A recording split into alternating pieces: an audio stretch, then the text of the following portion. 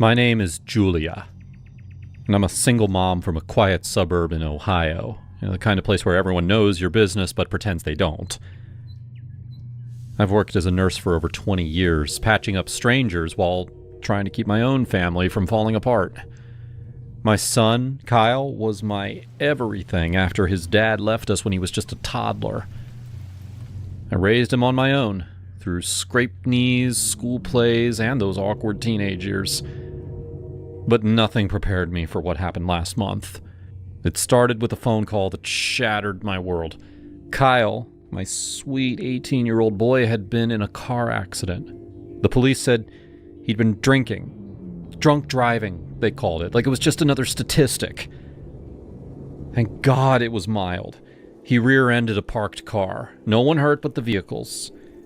But when I saw him at the hospital, his eyes bloodshot and his breath reeking of cheap beer, something inside me broke. "Mama, I'm so sorry," he mumbled as I drove him home, his head hung low. "It was just a party. I didn't think—" "You didn't think?" I snapped, my voice sharper than I'd intended. "Kyle, you could have killed someone! Or yourself! What if you had wrapped that car around a tree?" Tears stung my eyes, but I held them back. I had to be strong. As punishment, I grounded him hard. No leaving the house without permission, no friends over, and he wasn't a step out of my sight. "This is for your own good," I told him that night, sitting him down at the kitchen table. "I can't risk losing you to some stupid mistake." He nodded, looking defeated. "I get it, Mom. I messed up bad." For the next few days, I watched him like a hawk. He moped around the house, playing video games in his room or helping with chores without complaint. What if he sneaked out? What if he fell back into bad habits? And that's when the idea hit me. When he was asleep one night, I slipped out to his car in the driveway. I had bought one of those tiny hidden cameras online. A discreet little thing that looked like a black pebble with audio and everything. I wedged it into the air vent on the dashboard, cracking it open just enough for a clear view. "This is just to keep you safe," I whispered to myself as I tested the app on my phone. The feed was crystal clear, streaming right to my screen. Now, the first week was uneventful. Kyle didn't drive. He barely left his room. I'd check the camera feed obsessively, even when the car sat idle. "See? He's learning," I told my best friend Judy over coffee one morning. She raised an eyebrow. "Julia, honey, installing a camera? That's a bit much, don't you think?" "No," I insisted. "After what happened, I need to know he's okay. Mothers do what they have to." She sighed. "Just be careful. Kids resent that kind of thing." 3 weeks passed with no red flags. Kyle seemed reformed. Polite, helpful, even apologetic again. "Mom, can I start driving to school?" he asked one evening, his eyes pleading. "I promise I'll be careful. No more stupid stuff." I hesitated, but my heart softened. "All right. But you tell me where you're going every time. And no detours." He grinned. "Thanks, Mom. You're the best." I regretted it almost immediately. The very next day, he bolted out the door without a word, keys jingling in his hand. I pulled up the app, my pulse quickening.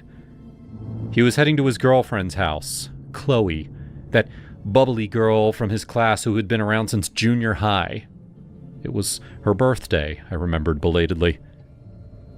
"Fine," I muttered to myself, "just this once." I watched the feed like a hawk. He pulled up to her place, parked, and dashed inside, leaving a wrapped box in the back seat. Minutes ticked by. Then, the car door opened, and there they were, Kyle sliding into the back with Chloe right behind him. "Happy birthday, babe," he said. She giggled. "Thanks, Kyle. I can't wait to see what you got me." He handed her the box. I know this is a big year for you, so I got something extra special. She shook it playfully. I wonder what's inside. My stomach twisted. What were they doing in the back seat? But she tore open the paper, revealing a blindfold? A silky black strip of fabric. A blindfold? She echoed my thoughts, sounding puzzled. Babe, let me put it on you, he said, tying it gently over her eyes. I'm going to take you on a trip somewhere special. It's going to be a huge surprise. He crawled to the front seat and started the engine. I leaned closer to my phone, recognizing the route immediately. He was heading home. Why? I hadn't gotten Chloe a gift. Kyle knew that. Was he bringing her here for some family celebration? My mind raced with possibilities, none of them good.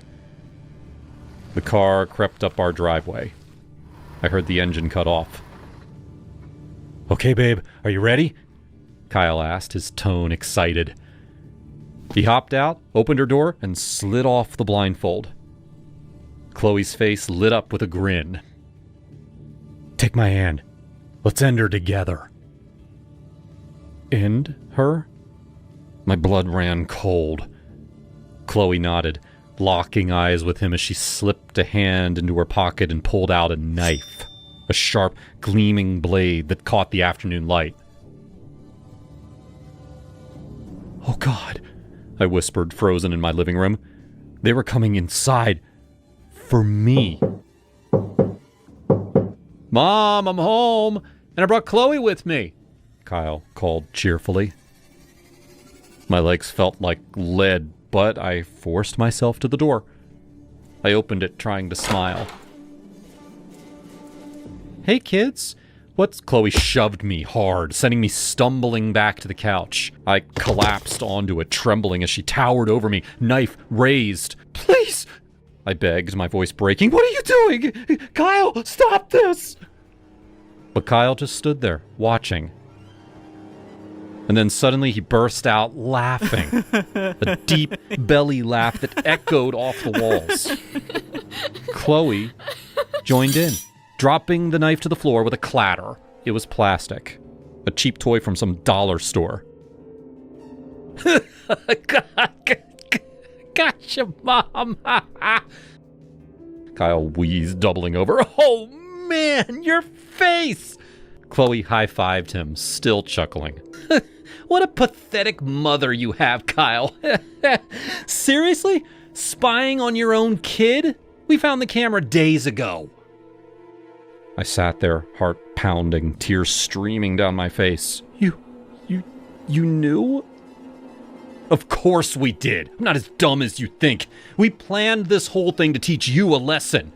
You grounded me like a prisoner? Installed a freaking camera? That's messed up, Mom. Chloe smirked. Yeah, Julia. Overprotective much? Kyle's 18. He's not a baby anymore.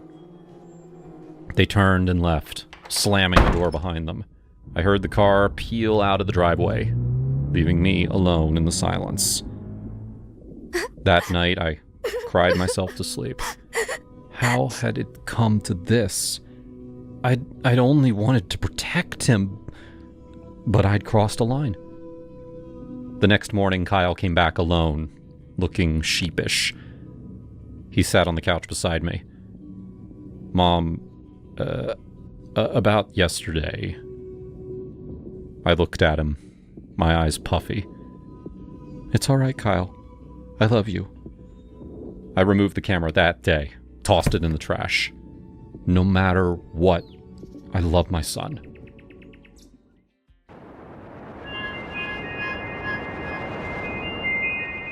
We pulled into the campground just after noon on a Friday in mid-August. Jessica had the map app open on her phone, yelling directions over the crunch of gravel under our tires. Left at the big oak, Trudy. There, the one with the Spanish moss hanging off of it like it's trying to strangle the damn thing. I laughed and swung the Jeep onto the loop road. Our usual setup since college, when we swore we'd take a girls' weekend every season, no matter what life threw at us. This trip was supposed to be simple. Tents, a fire pit, cold beer, and 0 cell service. We needed it bad. The heat had been brutal all week, and we figured the woods would at least give us some shade and a chance to breathe. By 4 o'clock, we were unpacked. The tent staked beside a quiet bend in the creek where the water ran low and warm from the summer drought. The other campers nodded hello as they walked past. Mostly families, with kids splashing in the shallows, and a few older couples in RVs with their generators humming. Nobody seemed in a hurry. Jessica stretched her arms overhead. I'm dying already. Let's hit that grocery store before we melt out here. I need snacks and something cold to drink. The store sat at the edge of town, a single-story cinder-block building with a faded sign that read Henson's Market. Inside, the fluorescent lights buzzed over narrow aisles stocked with white bread, off-brand cereal, and rows of hunting magazines. The air conditioning was barely working, just pushing around the same hot air. We grabbed chips, sandwich stuff, some fruit that looked like it had seen better days, and a couple of sodas, and then hit the counter. Jessica leaned on the register, fanning herself with a flyer. Hey, we were hoping to pick up a 6-pack. Any chance you sell beer here? This heat is killing us. The cashier was maybe 50, thick through the shoulders with a John Deere cap pulled low. He looked us over, slow.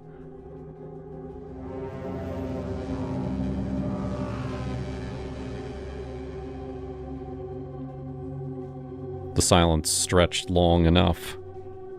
He finally spoke, voice flat. This here's a dry county. No alcohol sold within 20 miles. Jessica didn't miss a beat, wiping sweat from her forehead. Seriously? We drove all the way from Lexington for this weekend. Any place close we could grab some? We're not trying to party hard, just something to cool off by the fire. He kept staring. I shifted my weight, trying to look casual. We're just camping over at Pine Hollow. Not trying to cause trouble or anything. He rang up our stuff without answering right away. The register beeped slow. And then he said, There's a place across the line. 10-minute drive. Little bar called the Crossroads. They'll serve you. Head back toward the highway. Take the first right after the old silo. Follow it 3 miles till you see the only building with a light on. Can't miss it. Jessica shot me a quick grin as she paid. Perfect. Thanks, man. We'll take anything cold at this point. He bagged our groceries and handed them over, but his eyes stayed on us the whole time. We stepped back into the late afternoon blaze, the sun still high and mean. In the Jeep, Jessica twisted the cap off of a soda and took a long drink. Did he have to stare like that? Felt like he was sizing us up for something. God, it's so hot, I almost don't care. I started the engine and cranked the AC as high as it would go. That probably doesn't see many city girls out here in the middle of summer. We go quick, grab a couple of beers and head back. I'm not sitting around a fire sweating my ass off with just Dr. Pepper all night. She laughed. The sun was still beating down hard when we followed his directions, but the light had that late afternoon slant that made everything look longer. The road narrowed, blacktop giving way to gravel that popped under the tires. Trees crowded close, their leaves thick and green from all of the rain earlier in the month, vines choking the fences. Jessica fiddled with the radio until it gave up static. This feels like the opening scene of every bad decision movie ever, she said, cracking her window for air. Tell me about it.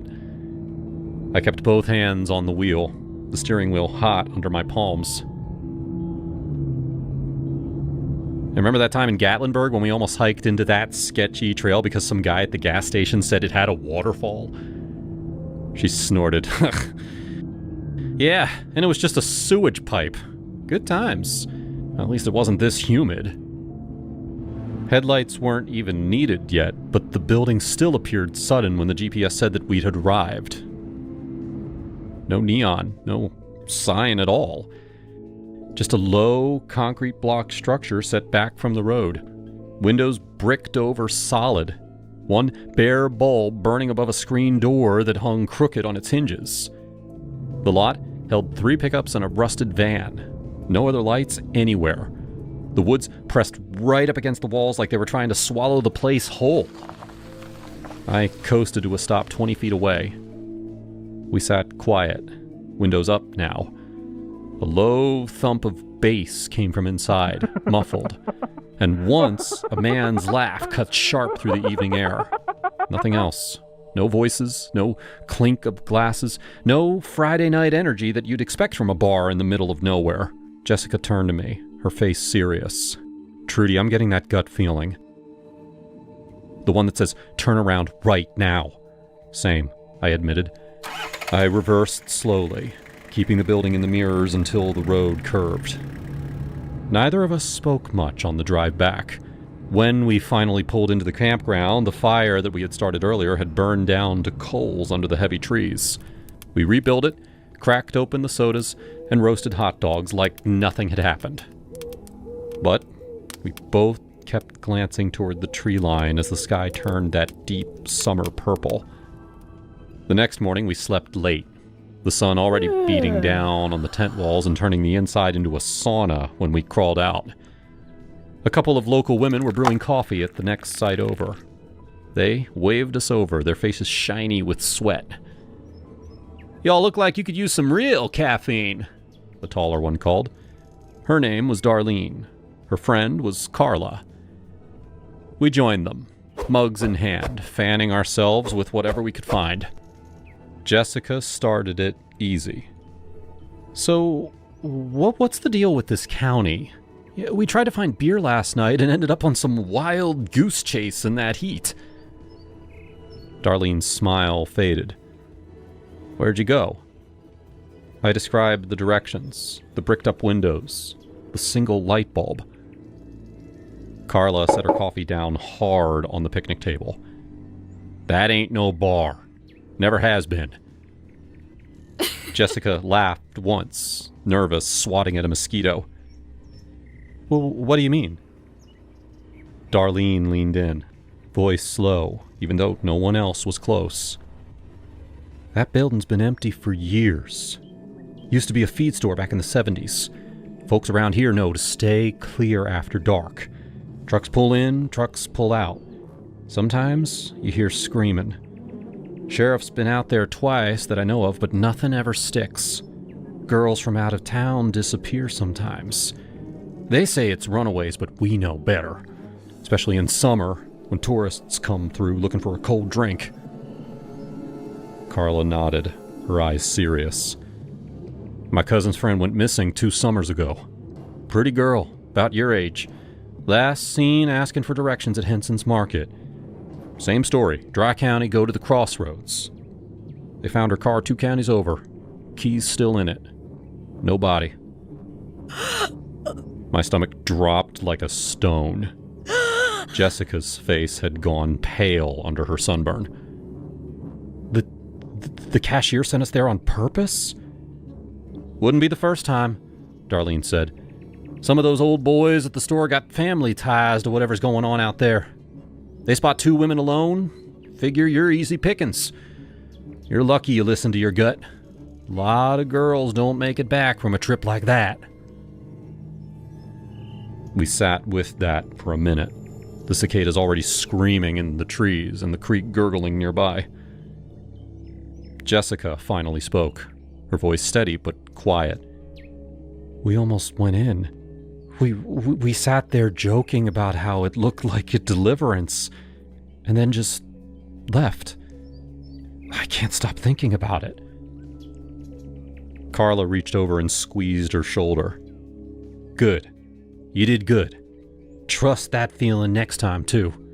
It's kept more of us alive than you know."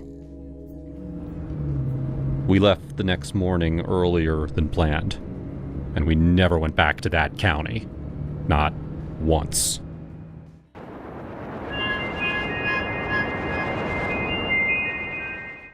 "You're absolutely mental if you walk," Sarah said, leaning against the graffiti-covered wall in Trastevere. She was trying to light a cigarette, but her coordination was gone. "It's like miles away." "It's 40 minutes. I corrected, swaying slightly as I pulled up Google Maps on my phone. The blue line looked deceptively straight. And a taxi's 40 euros. It's 2 days of food. I'm walking. You're drunk, she slurped, abandoning the lighter. I'm thrifty. Besides, look at me. I'm invincible. I wasn't invincible. I was a 5'4" British girl. But at that moment, standing under the amber glow of the Roman street lamps, the city felt like a movie set built specifically for me. Fine, Sarah sighed, linking arms with the guy that she had met an hour ago. Text me when you get back. Seriously, don't die. I won't die. It's Rome, not Gotham. I turned on my heel and started walking, the cobblestones uneven beneath my thin soles. That was the first mistake. The second was the time. It wasn't night anymore, not really. It was that gray liminal space between night and morning, dawn, or as the Italians call it, l'alba. The tourists were gone. The street sellers had packed up their glowing toys in fake Gucci bags. It was just the city, stripping off its makeup before the sun came up. Now, for the first 20 minutes, it was magical. I had my phone clutched in my right hand, the screen glowing bright against the dim streets, guiding me turn by turn. I felt like I owned the place. I was humming some song we'd danced to, feeling the cool air hit the sweat on my neck. Turn left on Via dei Petanari, the robotic voice instructed. All right, keep your knickers on, I muttered to the phone. The geography changed as I crossed the river. The picturesque, ivy-covered trattorias gave way to narrower, quieter streets. The buildings loomed higher, casting long, ink-black shadows that seemed to stretch out just to trip me.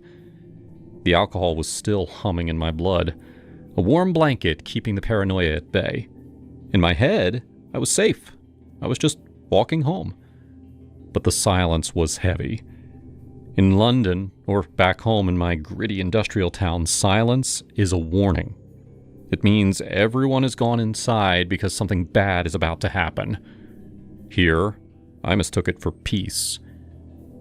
I was about 10 minutes from the hostel. I knew the street. I recognized the peeling yellow paint on the corner building. I let my guard down completely. I held the phone out in front of me like a lantern, totally absorbed in the little blue dot moving along the map. Just a bit further, I whispered. Bed, water, ibuprofen. I didn't hear him. I didn't hear footsteps, or breathing, or the scuff of a shoe. 1 second I was looking at my route. The next, a shadow detached itself from the wall to my right.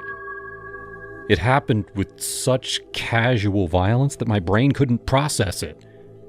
A hand, rough, shot out and clamped over my wrist. Another hand ripped the phone from my grip. The shock was physical, like plunging into ice water. The world tilted. Now, most women are taught the script from birth. Don't engage, don't fight, give them what they want. Your property is not worth your life. Now, if I had been sober, I would have followed the script. I would have frozen. I would have handed over the phone, the wallet, the passport. I would have made myself small, invisible prey. But I wasn't sober. I was drunk, tired, and abruptly furious. The adrenaline hit the alcohol in my system and created a chemical reaction that bypassed fear entirely and went straight to rage. Pure, white-hot indignance. He took my phone. Hey, you puny thief! The guy was already turning away, phone in hand, expecting me to cower. He was skinny, looking like he hadn't slept in a week. He paused, just for a fraction of a second, surprised. That pause was his mistake. I didn't run away. I threw my entire body weight at him. I slammed into his back, grabbing the hood of his sweatshirt. Give it back! Give me my phone! He stumbled, spinning around to face me. His eyes were wide, dark pools of confusion. He shouted something in Italian, something aggressive. He tried to shove me off, his hand landing hard on my chest, knocking the wind out of me. "No!" I yelled, swinging my fist. It was a clumsy, pathetic punch. I aimed for his face, but hit his shoulder. It hurt my hand more than it hurt him. But I didn't stop.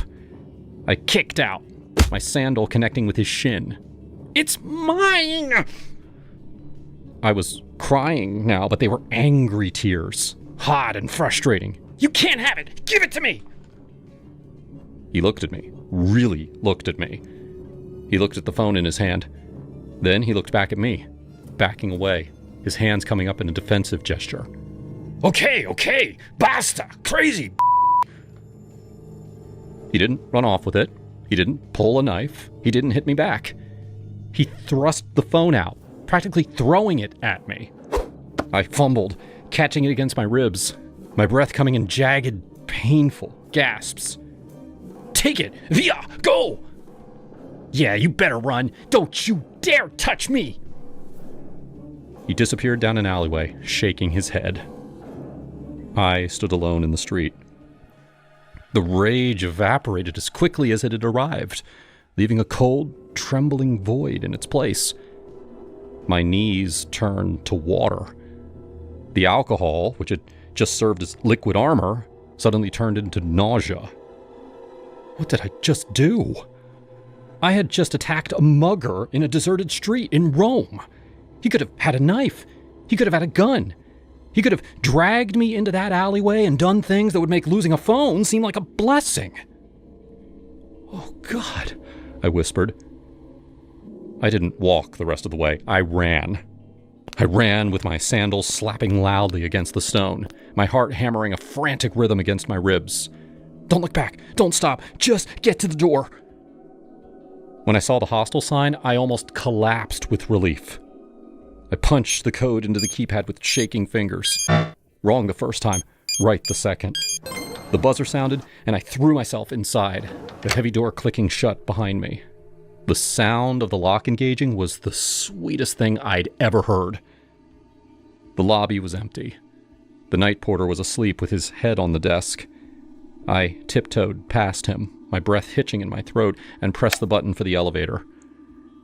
When the doors slid open, I stepped into the mirrored box and pressed the button for the 4th floor. As the elevator began its slow, creaking ascent, I looked at myself in the mirror. The adrenaline crash was total. My legs gave out, and I slid down the metal wall until I was sitting on the dirty floor of the elevator. I pulled my knees to my chest and buried my face in them. "You idiot!" I sobbed into my own skin. "You stupid idiot." The tears came properly then. Ugly, shaking sobs that echoed in the small metal box. I cried for the phone. I cried for the 40 euros I was too cheap to spend. I cried because I was 24 and alone in a foreign country, and I had almost gotten myself killed over an iPhone. Back home in the UK, I am a fortress of caution. My hometown is rough, the kind of place where you don't make eye contact at the bus stop. We have a reputation for knife crime, and every girl I know has a story about a hand up a skirt in a club, or a car curbing slowly beside them as they walk home. I know the rules there. Keys between your fingers. No headphones after dark. Walk with purpose. Call someone if the street feels wrong. But in Rome, the beauty had seduced me into stupidity, and the alcohol had tricked me into bravery. The elevator dinged at the 4th floor. The doors opened, revealing the dim hallway leading to my dorm.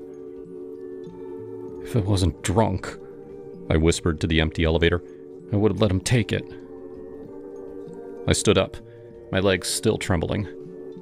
I stepped out into the hallway. I felt the bruise forming on my wrist.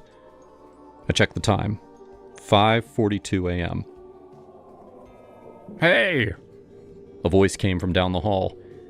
It was Sarah, stumbling out of the communal bathroom, toothbrush in mouth. She stopped when she saw me, her eyes widening. "You look like hell. What happened?" I tightened my grip on the phone.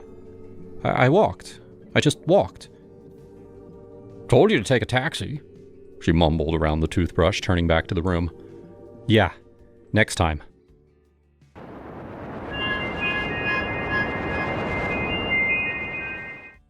The first time I saw her, I was walking down Fifth Avenue, my gym bag slung over my shoulder. Her eyes, dark and piercing, locked onto mine, and for a fleeting moment, I felt like the center of the universe.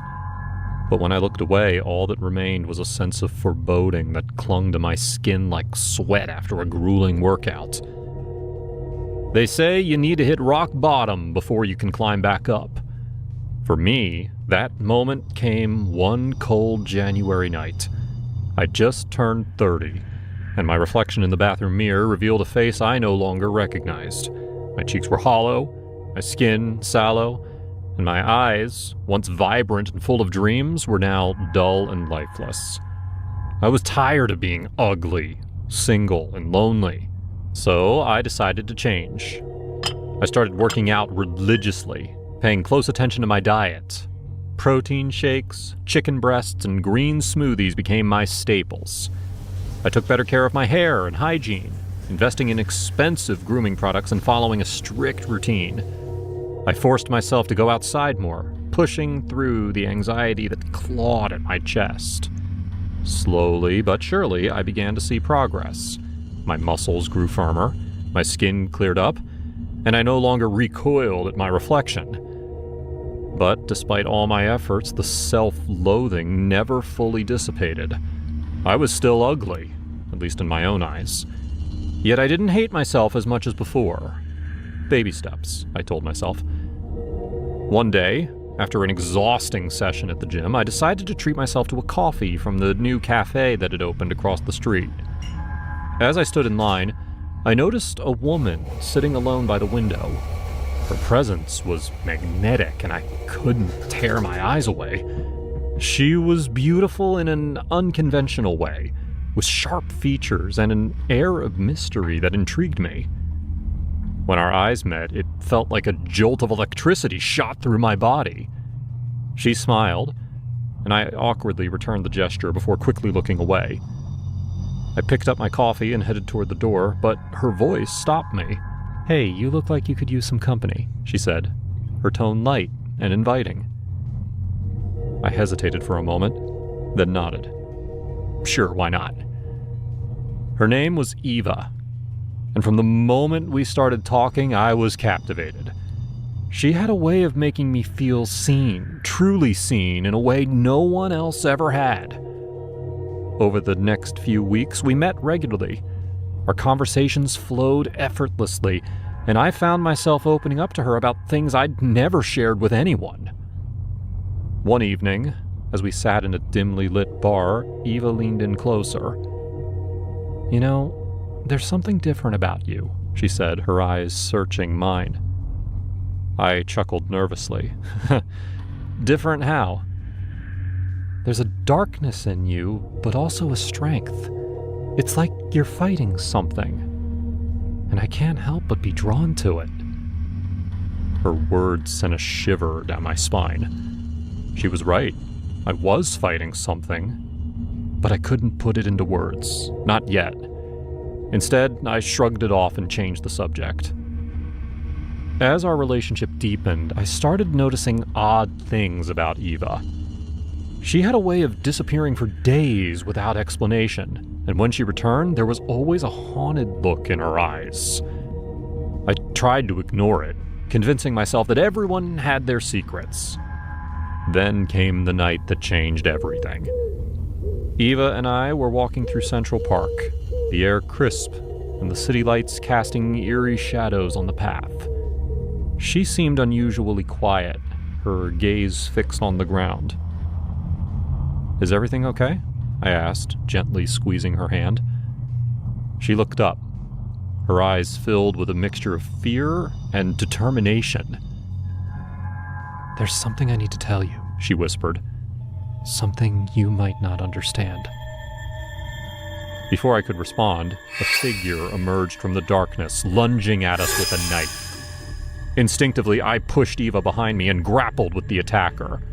The struggle was brief but intense, and I managed to disarm him, pinning him to the ground. Eva stepped forward, her face pale. "You don't understand. This is all my fault." "What do you mean?" I demanded, adrenaline still coursing through my veins. Tears welled up in her eyes. "I've been running from my past, from people who want to hurt me. And now I've put you in danger too." As the police arrived and took the assailant away, Eva's words echoed in my mind. I couldn't abandon her, not after everything we'd been through, but I needed answers. Over the next few days, Eva revealed the truth. She had been involved with a dangerous group, and they were after her because she had something they wanted, something that could expose their crimes. She had been on the run for months, and in me she had found a temporary refuge. The realization hit me hard. I had fallen for a woman who was a magnet for danger. But as much as I wanted to distance myself, I couldn't. I cared about her too much. We decided to confront her past head-on. With the evidence she had, we went to the authorities, hoping they could protect us. It was a risky move, but we had no other choice. In the weeks that followed, our lives were a whirlwind of police interrogations and constant vigilance. But through it all, Eva and I grew closer. The danger that surrounded us only strengthened our bond. And slowly, the pieces of my shattered self-esteem began to fall into place. One night, as we sat in my apartment, exhausted but hopeful, Eva turned to me. "You know, you've changed," she said, her voice soft. I smiled, feeling a warmth spread through me. "So have you." We shared a quiet moment, the weight of our journey lifting just a little. For the first time in years, I felt a glimmer of happiness, a sense of belonging. I wasn't ugly or unworthy. I was strong, resilient, and capable of love. The threat eventually subsided, and life began to return to some semblance of normalcy. Eva and I continued our relationship, but with a newfound appreciation for each other and the strength we had discovered within ourselves. One evening, as we were packing up to move to a new city for a fresh start, I found an old photograph tucked away in one of Eva's books. It was of her, but with a man who looked eerily familiar. My heart raced as I realized he was the attacker from the park. Confronting her, I demanded an explanation. Tears streaming down her face, Eva confessed that the man was her brother. They had been part of the criminal group together, but she had decided to turn against them when she realized the extent of their atrocities. Her brother's attack was a desperate attempt to silence her before she could expose them. It was a revelation that shook me to my core. But instead of driving us apart, it made our resolve stronger. We had both faced our demons and come out the other side, scarred but not broken. With the truth out in the open, Eva and I moved to a small town, far from the chaos of the city. We built a life together, one filled with trust, love, and the promise of a brighter future. The darkness of our pasts no longer held us captive. I continued to work on myself, but this time with a new perspective. I wasn't striving for perfection or seeking validation from others. I was learning to love myself, flaws and all. And with Eva by my side, I knew I was no longer alone in the journey. In the end, it wasn't about being ugly or beautiful. It was about finding someone who saw the real me and loved me despite my imperfections. And in that love, I discovered the strength to face any challenge, knowing that together we could conquer anything.